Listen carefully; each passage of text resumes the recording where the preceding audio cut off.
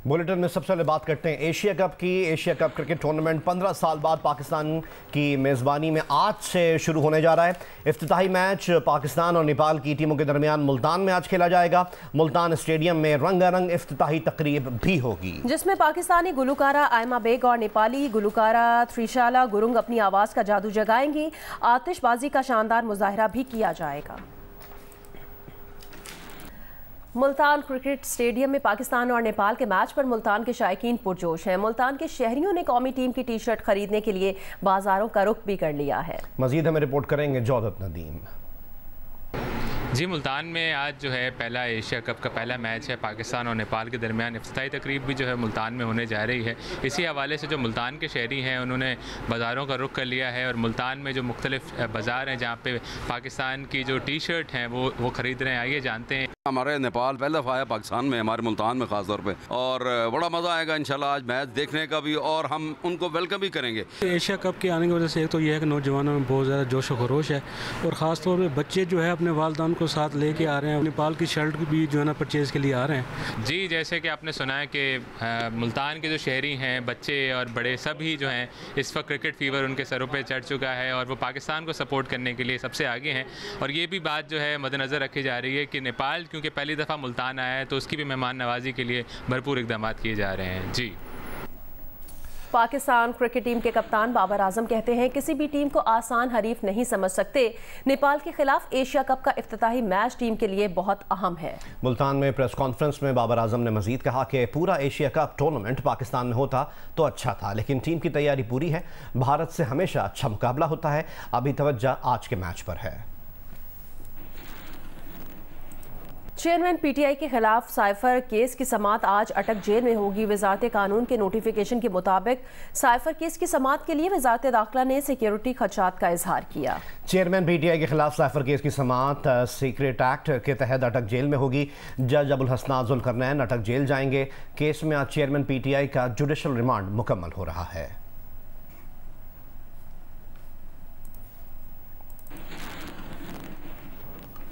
निगरान वफाकी वज़ीर दाखिला ने चेयरमैन पीटीआई की तोशाखाना केस में सजा मुअत्तली के बाद साइफर केस में जुडिशल रिमांड पर जेल में रहने को आम सी बात करार दे दिया। प्रोग्राम आज शाहजेब खानज़ादा के साथ में बात करते हुए सरफराज बुगटी ने कहा, एक मुकदमे में बरी होकर दूसरे केस में ट्रायल शुरू होना आम प्रैक्टिस है।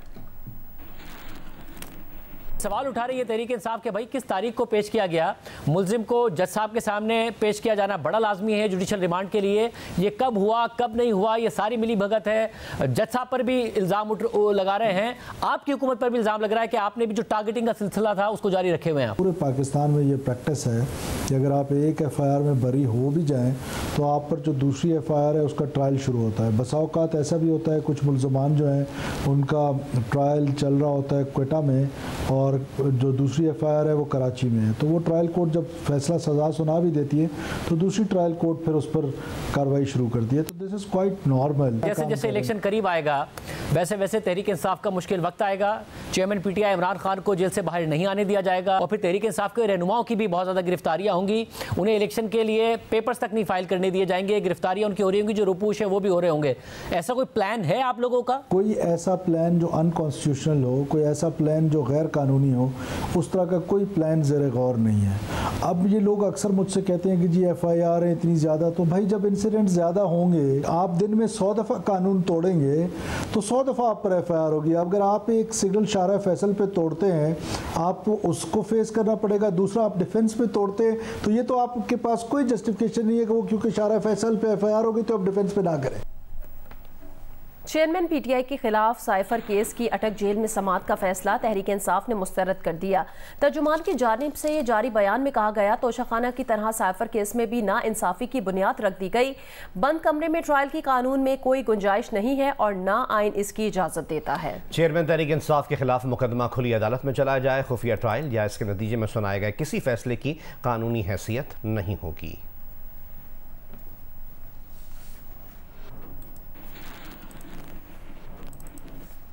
मुस्लिम लीग नून के रहनुमा अताउल्लाह तारण ने कहा है कि चेयरमैन पीटीआई के साइफर केस में खुली अदालत के अंदर जिस्मानी रिमांड मुस्तरद हुआ है और उनका जुडिशल रिमांड दिया गया है। चेयरमैन पीटीआई के वकील बाबर अवान भी अदालत में मौजूद थे, उन्होंने एतराज क्यों नहीं उठाया? तहरीक इंसाफ के वकील शुएब शाहीन ने कहा चेयरमैन पीटीआई को साइफर केस में अदालत में पेश नहीं किया गया और ना ही इनके हवाले से कभी जुडिशल या जिस्मानी रिमांड से मुतालिक दरखास्त दायर हुई।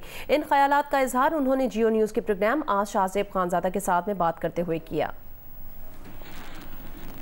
साहब, आप खुद वकील है, जुडिशल रिमांड देने के लिए मुल्जिम का मजिस्ट्रेट के सामने पेश होना लाजमी है या नहीं है? ऐसे कैसे जुडिशल रिमांड हो गया, कब हुआ, कैसे हुआ? क्योंकि आपके पास इंफॉर्मेशन थी। जब जिस्मानी रिमांड मुस्तरद हुआ है, ओपन कोर्ट में बड़े सारे वकील बैठे थे, उस दिन जुडिशल रिमांड इन्होंने चैलेंज क्यों नहीं किया? बाबर अवान साहब मौजूद थे, बाबर अवान साहब इनके काउंसिल हैं, बाबर अवान साहब से पूछे बाबर अवान साहब ने क्यों ऑब्जेक्ट किया जुडिशल रिमांड पे?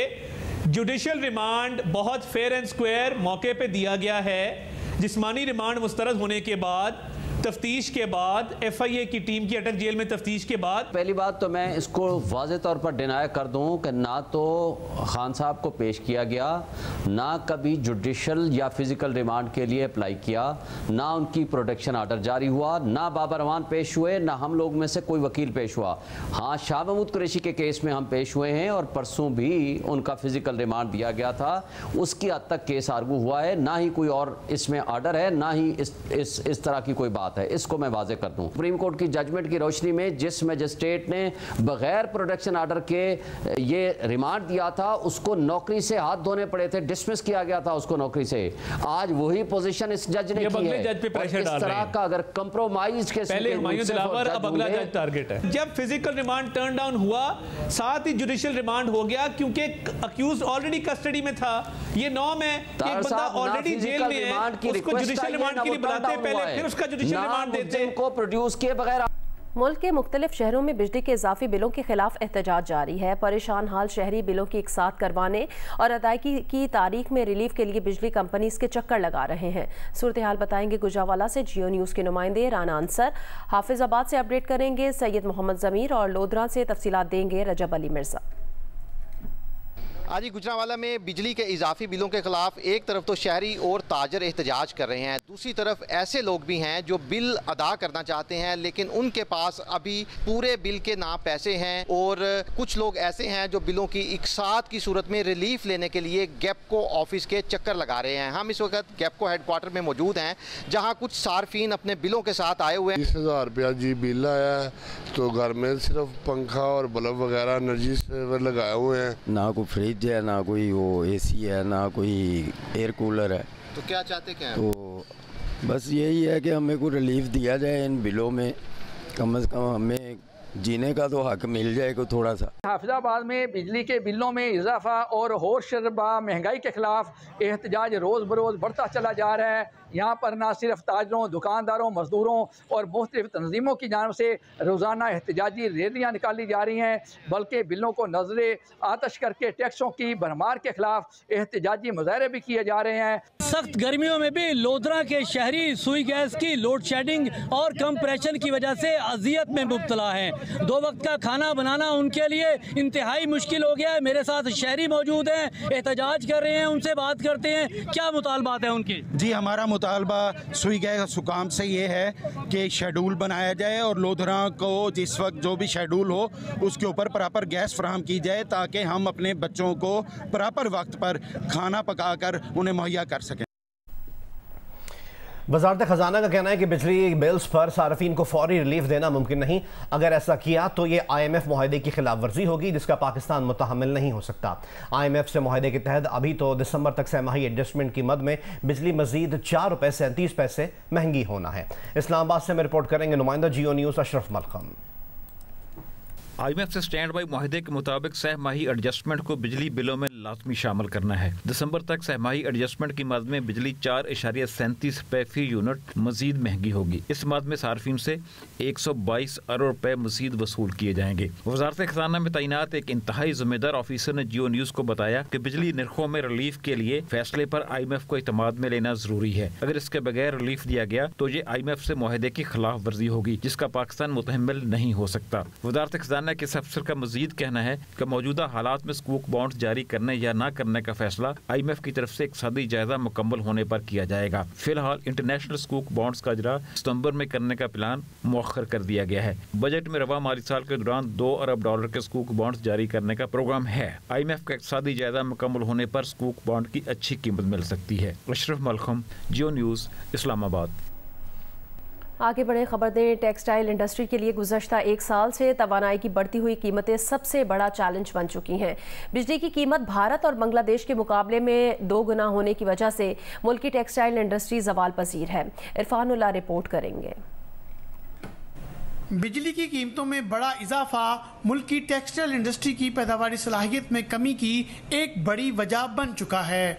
सनतकारों का कहना है कि इंडिया और बांग्लादेश के मुकाबले में कई गुना महंगी बिजली, पैदावारी लागत में इजाफे और पाकिस्तानी मसनूआत की तलब में कमी का बाइस है। बांग्लादेश में 5.5 सेंट में रेट हो और ये इधर अगर हम कम्बोडिया में लगाएं उधर 5.75 सेंट रेट हो, इंडिया हमारे साथ है, इधर 6 सेंट रेट हो और हमारे पास इधर 15 सेंट रेट लगाकर और उसके ऊपर टैक्सेस इतने लगाकर 62 रुपये यूनिट बनाकर सर क्या हम इंडस्ट्री को दुनिया में कपड़ा कहीं बेच सकते हैं? मौजूदा हालात में पैदावारी नुकसान से बचने के लिए टेक्सटाइल यूनिट्स की बंदिश से मजदूर जुज़वी और मुस्तकिल बेरोजगारी के खदशात का शिकार हैं। फैक्ट्री मालकां भी इन्ने बिल आ रहे कि फैक्ट्री बंद करने फिरदे आ। अगर फैक्ट्री बंद होगी तो असीं बेरोजगार हो जाएंगे, साडे बच्चे भुखे मरनगे। टेक्सटाइल का शोबा कीमती ज़र मुबादला के हसूल और हुनरमंदों के वसी रोजगार का बड़ा जरिया है। हुकूमत को चाहिए कि इस शोबे को दीगर ममालिक का मुकाबला करने के लिए खुसूसी नरखों पर बिजली फराहम करे। कैमरामैन अली असलान और मोहम्मद उस्मान के साथ इरफानुल्लाह, जियो न्यूज़, फैसलाबाद।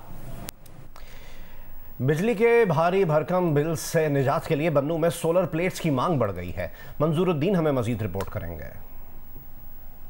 बन्नू में बिजली के भारी भरकम बिलों से निजात के लिए लोगों ने शमसी तवानाई का सहारा लेना शुरू कर दिया है, जिसकी वजह से शमसी प्लेटों की मांग में इजाफा हो गया है। लोगों का कहना है कि एक दफा का खर्चा है, इसलिए खरीद रहे हैं। बिजली के बिलों से निजात भी। बन्नू में 12 से 14 घंटे बिजली की लोड शेडिंग रूटीन है और ऊपर से ये बिजली के बिल जिनकी अदायगी से हम कासिर हैं। वापडा का महकमा जो है ये करप्शन का एक गढ़ बन चुका है। वापडा एहलकारों की बिजली मुफ्त है और इनके यूनिट भी आम आदमी के बिलों में डाल देते हैं, जिससे महंगाई के इस दौर में गरीब की कमर टूट जाती है। यही वजह है कि बिजली के इन बिलों से निजात शमसी प्लेट हैं जो लोग खरीद रहे हैं ताकि घर रोशन रहे। कैमरामैन अहमद बिलाल और हारून के साथ मंजूरुद्दीन, जियो न्यूज़, बन्नू।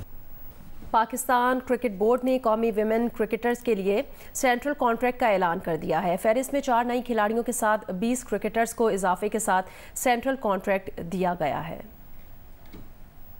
20 विमेन क्रिकेटर्स को इजाफे के साथ 23 माह के लिए नया सेंट्रल कॉन्ट्रैक्ट दे दिया गया। तमाम विमेन क्रिकेटर्स ने सेंट्रल कॉन्ट्रैक्ट पर दस्तखत कर दिए हैं। कैटेगरी ए में 19% इजाफे के साथ नीला डार, बिस्मा मारूफ और सिद्रा अमीन को शामिल किया गया है। आलिया रियाज, फातिमा सना, मुनीबा अली और नशरा सिंधु को कैटेगरी बी में रखा गया है। सी कैटेगरी में डयाना बेग, गुलाम फातिमा, उमैमा सुहेल, सादिया इकबाल और सिद्रा नवाज, जबकि डी कैटेगरी में अनूशे नासिर, ईमान फातिमा, नजीहा अलवी, सदफ शम्स, शवाल जुल्फिकार, उरूब शाह, तूबा हसन और उम्मे हानी शामिल हैं। कराची के इलाके मोमिनाबाद की ग्रीन बेल्ट कचरा कुंडी में तब्दील हो गई है। इलाकाई नाला भी कचरे से भरा है। इंतजामिया ने कुछ ना किया तो इलाका मकीनों ने अपनी मदद आप के तहत ग्रीन बेल्ट पर पौधे लगाना शुरू कर दिए हैं। तफसीलात जानते हैं नुमाइंदा जियो न्यूज़ किरण खान से। जी, इस वक्त मैं ज़िला गरबी की TMC मोमनाबाद UC1 में मौजूद हूँ और यहाँ की जो सूरत हाल है वो हमने देखी कि मुख्तलिफ़ मकामात पर हमें जगह जगह कचरे के ढेर नज़र आई। ये जो UC है यहाँ की अगर मैं आपको सूरत हाल दिखाऊँ, इसके दोनों अतराफ़ में ये रेजिडेंशियल एरिया है, लोग यहाँ पर रहते हैं। बीच में ये ग्रीन बेल्ट थी और इस ग्रीन बेल्ट को लग रहा है कि ये ग्रीन बेल्ट नहीं बल्कि कचरा फेंकने की जगह है। इधर से जो नाला जा रहा है वो भी कचरे से भरा हुआ है, जबकि मकीनों से जो हमारी बात हुई उनका कहना है कि कचरा सिर्फ उस वक्त उठता है जब बहुत ज़्यादा कंप्लेंट्स की जाएं, तो 10 से 15 रोज़ में आके थोड़ा बहुत यहाँ से कचरा उठ जाता है। तकरीबन यहाँ के जो मकीन हैं, जो रिहायशी हैं, उनका कहना है 20 साल से यही सूरत हाल है इस इलाके की। कचरा अपनी जगह मौजूद रहता है, सड़कें यहाँ की ख़राब हो रही हैं और मुख्तलिफ बीमारियाँ जो हैं वो भी यहाँ पर फूटती हैं। इसका एक हल ये निकाला ताला जब हुकूमत की तरफ से कोई इक़दाम होते हुए नज़र नहीं आए तो यहाँ पर इन मोहल्ले वालों ने एक एरिया जो है जो कि ग्रीन बेल्ट का था, अपनी मदद आप के तहत वो साफ़ किया है। और अगर आपको मैं दिखाऊं, यहाँ पर कुछ उन्होंने खुद से पौधे लगाए हैं। एक टुकड़े में ये काम है क्योंकि इतनी ज़्यादा यहाँ पर भी लोगों की इस्तात नहीं है कि वो पूरी ग्रीन बेल्ट पे ये सारा काम करें। तो यहाँ के रिहायशी उन्होंने हुकूमत से मुतालबा किया है कि जितनी ज़्यादा ये ग्रीन बेल्ट पे मुख्तलिफ मकामात पे इंक्रोचमेंट हुई हुई है, बहुत ज़्यादा तजावुज़ात बने हुए हैं, गैर कानूनी तौर पर जो है वो काम हो रहे हैं, उसको रोका जाए और ग्रीन बेल्ट को बहाल किया जाए ताकि और यहाँ से कचरा जो है वो रोज़ाना की बुनियाद पर उठाया जाए। यहाँ पर भी डब्बे ला के रखे जाएँ ताकि लोग उसमें कचरा फेंकें और माहौल को बेहतर बनाने के लिए इक़दाम किए जाएँ। जी। बलूचिस्तान के सैलाब मुतासिरा इलाके नसीराबाद और जाफराबाद में ज़राई पानी की किल्लत के बायस लाखों एकड़ पर काश्त की गई फसलें शदीद मुतासिर हो रही हैं। तफसील बताएंगे आबिद बलोच।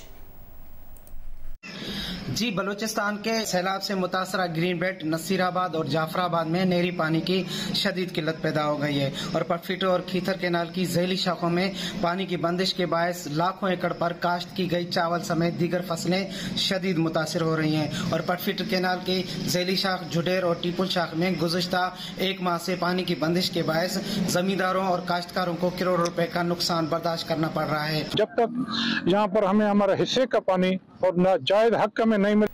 बिजली, गैस और पेट्रोलियम की कीमतों में इजाफे और डॉलर की कदर बढ़ने से महंगाई का जिन बेकाबू हो चुका है। जिंदगी के मुख्तलिफ शोबों से ताल्लुक रखने वाले लोग इस बारे में क्या कहते हैं, ये बताएंगे सरगोदा से मलिक मोहम्मद असगर। हाय महंगाई, हाय महंगाई, अब ये सदाएं आने लगी हैं हर तरफ से। लोगों के घरों में काम काज करके बच्चों का पेट पालने वाली गुलाम फातिमा का कहना है कि महंगाई और बिजली के बिलों ने मुझे फाका कशी पर मजबूर कर दिया है। लोग एक वक्त की रोटी तो दे देते हैं, अब बिजली के बिल के 10,000 कहां से लाऊं? मकान का किराया भी तो देना है। लोगों के घरों में काम करती हूँ और एक वक्त का खाना वो दे देते हैं। बच्चे मेरे बीमार हैं, हस्बैंड मेरा बीमार है, 50 रुपये मेरी दिहाड़ बनती है जो मैं बिजली के बिल और किराया दे देती हूँ। रिक्शा ड्राइवर अल्ताफ, दर्जी मुख्तार, मेहनत का रियाज का कहना है कि अब तो लोगों ने उधार देना भी बंद कर दिया है। पहले कुछ लोग अद्वियात की पर्चियां दिखाकर पैसे मांग लेते थे, अब बिजली के बिल दिखाकर पैसे की फरियाद करने पर मजबूर हैं। कि लोग बीमारी वाली पर्ची दिखा के लोगों से खैरात मांगते थे, अब वो दौर आ गया कि हम बिल दिखा के लोगों से खैरात मांग रहे हैं। छोटे छोटे बच्चे हैं, स्कूल की फीसें अदा करना मुश्किल है। बिल 22,000 रुपया आ गया है और मैं अब देखें अब कहाँ से गरीब आदमी कहाँ से करे। जो मेरे घर का 16,000 बिल है, मैं अब बिल अदा करूं या बच्चों को खाना खिलाऊं। दिहाड़ीदार और मेहनतकश तबके का कहना है कि बच्चों का पेट पालें, स्कूल की फीस दें, मकान के किराए दें या भारी भरकम गैस और बिजली के बिल। हुक्मरान हमारी हालते जार पर रहम करें। कैमरामैन जहीर खान के साथ मलिक मोहम्मद असगर, जियो न्यूज, सरगोदा।